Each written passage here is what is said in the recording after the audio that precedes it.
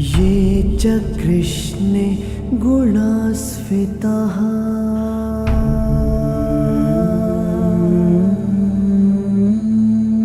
पाण्डवेषु च ये गुणाः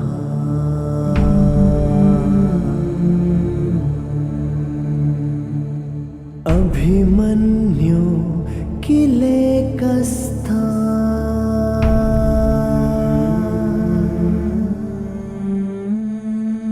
दृश्यन्ते गुणसञ्चयः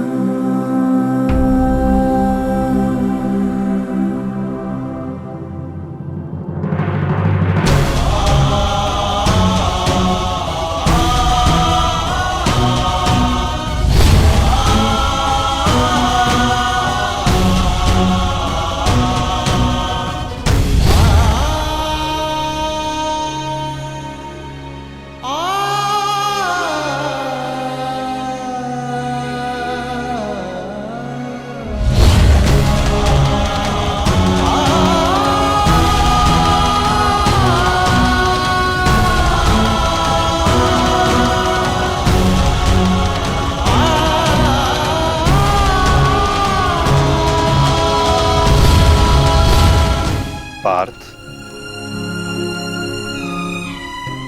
अंतिम विधि आरंभ करो।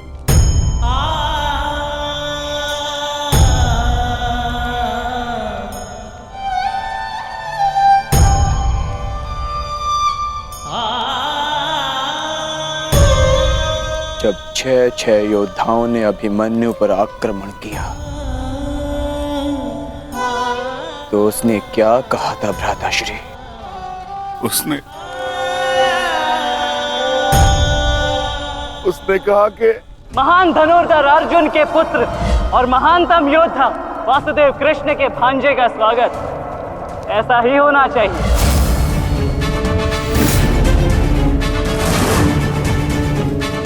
जब आपने उसे भीतर जाने से रोका था ज्येष्ठ, तब उसने क्या कहा? एक योद्धा मृत्यु के भय से पीछे नहीं हटता था श्री, वो आगे बढ़कर मृत्यु का वरण करता है। और आज मृत्यु को भी अर्जुन पुत्र के बाणों का तेज सहना होगा। मैं इस चक्रव्यूह में आया हूं ताकि पांडवों का सर गर्व से उठा रहे। और विश्वास कीजिए ताश्री, यदि मेरा सर भी कट जाए तब भी आपका सर गर्व से उठा रहेगा।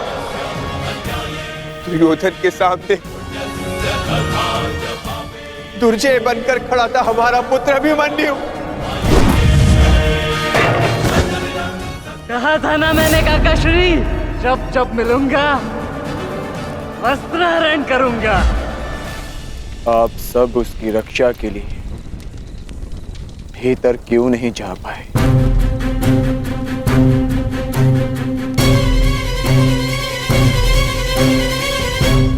जयद्रथ के कारण, क्योंकि उसे वरदान था कि वो आज नहीं मरेगा। उसने हम में से किसी को अंदर भीतर नहीं जाने दिया। वही कारण अभिमन्यु की मृत्यु का।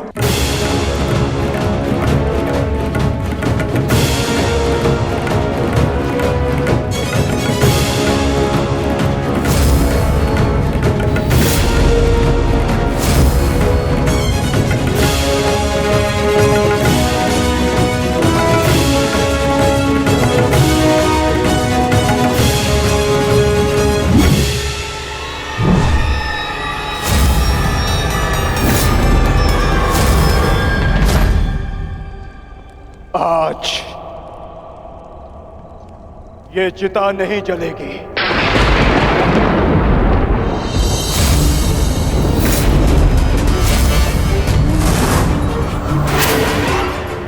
बल्कि कल 2 चिताएं जलेंगी। मैं कौन्तेय अर्जुन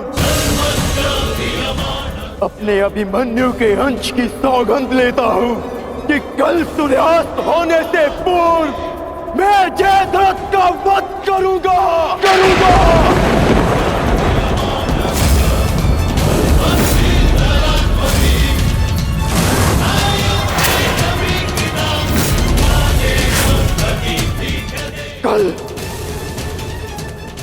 या तो जयद्रथ के साथ अभिमन्यु की चिता जलेगी या फिर अभिमन्यु की चिता में उसके साथ मैं जीवित जलूंगा।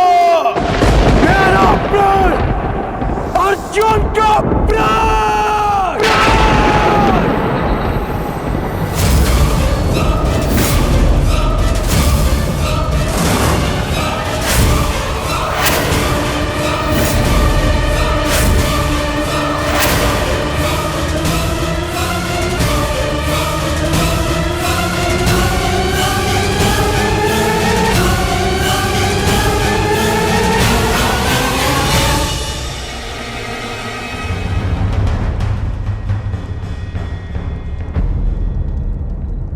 युद्ध की रणनीति किसी को बताई नहीं जाती अंगराज, परंतु मैं बता रहा हूं। मेरी ओर से यह संदेश कौरवों तक पहुंचा देना। छिपा सकते हैं तो छिपा ले जयद्रथ को, क्योंकि कल मैं उसे पाताल से भी ढूंढ निकालूंगा और सूर्यास्त होने से पूर्व मैं उसका सर धड़ से अलग कर दूंगा। ये अर्जुन का प्रण है।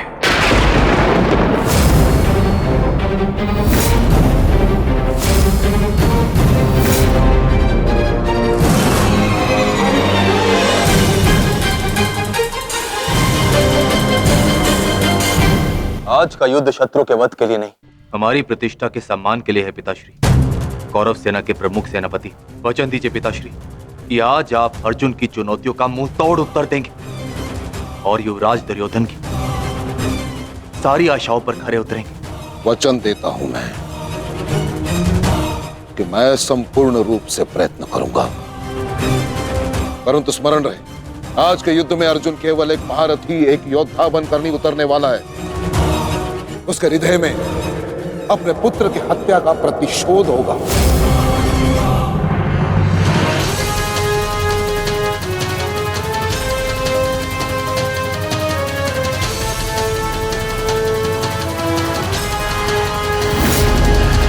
उसके बाणों की धार और अधिक पैनी होगी। उसके हर वार में अतिरिक्त बल होगा।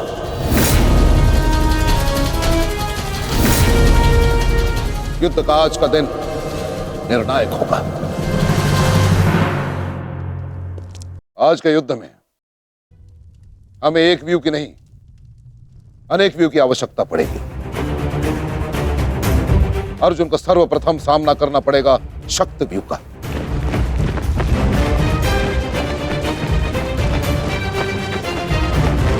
जिसकी अगुवाई करेंगे दुशासन और अश्वत्थामा, और शक्त व्यू के ठीक पीछे सुचिमुख व्यू होगा।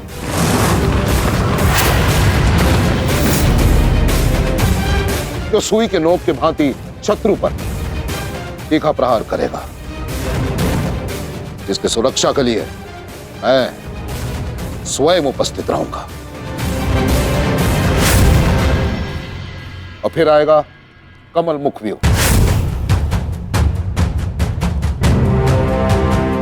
और कमल व्यू के मध्य होंगे जयद्रथ, और वहां युवराज सक्षम धनुर्धरियों के साथ उपस्थित होंगे, तो जिनकी सहायता करेंगे महाराज शैल्य।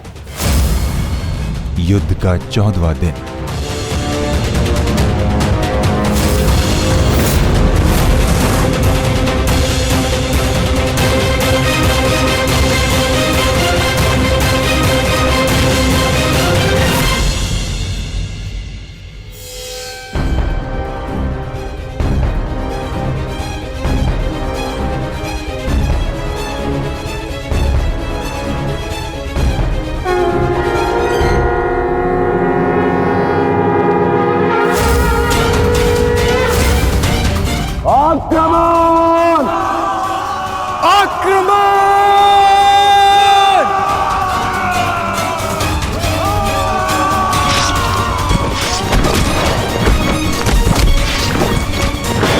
प्रतीत होता है कि आचार्य द्रोण ने एक जटिल व्यू की रचना की है और अवश्य ही जयद्रथ को इस व्यू की सबसे अंतिम रेखा में रखा गया होगा ताकि हमारे पहुंचने से पहले ही सूर्यास्त हो जाए। आज मुझे जयद्रथ तक पहुंचने से कोई नहीं रोक सकता। चलिए माता।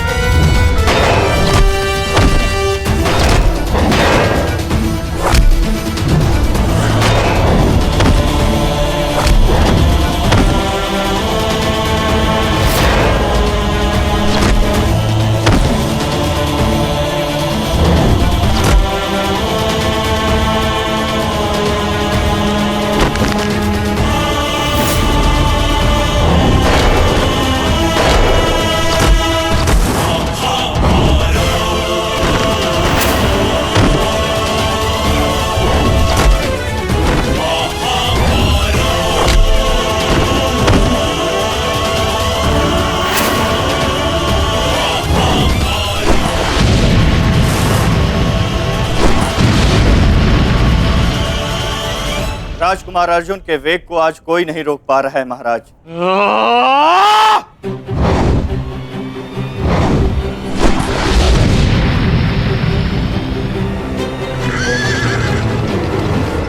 सतर्क रहो पार्थ, सूची मुख के भीतर हम प्रवेश करने वाले हैं।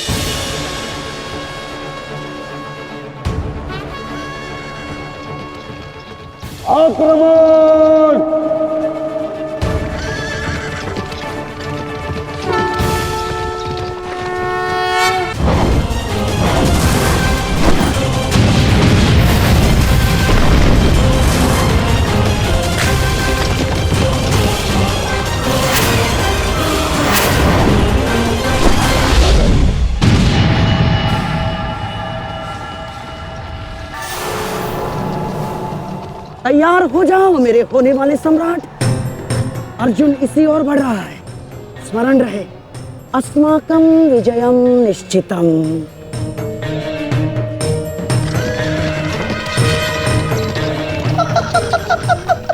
आ जाओ अर्जुन, मैं तुम्हारी ही प्रतीक्षा कर रहा हूँ। तुम आज अपनी मृत्यु के समीप आ रहे हो।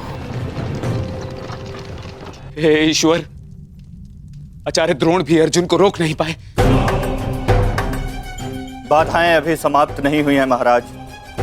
राजकुमार अर्जुन के समक्ष महाराज शल्य खड़े हैं। क्या युद्ध आरंभ हुआ? शल्य और अर्जुन के मध्य? युद्ध आरंभ होने से पहले ही समाप्त हो गया महाराज।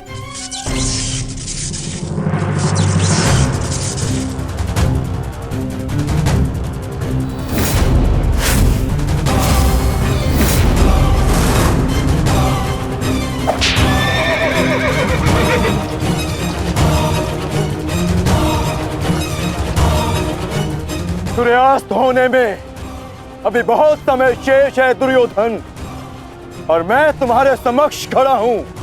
कहीं ऐसा ना हो कि जयद्रथ से पूर्व मुझे तुम्हें मारकर अपने जेश की प्रतिज्ञा भंग करनी पड़े। नहीं अर्जुन, आज भीम की नहीं, तुम्हारी प्रतिज्ञा भंग होगी, क्योंकि जयद्रथ तक पहुंचने से पूर्व तुम्हें मुझे परास्त करना होगा, और मुझे परास्त करना तुम्हारे लिए संभव नहीं।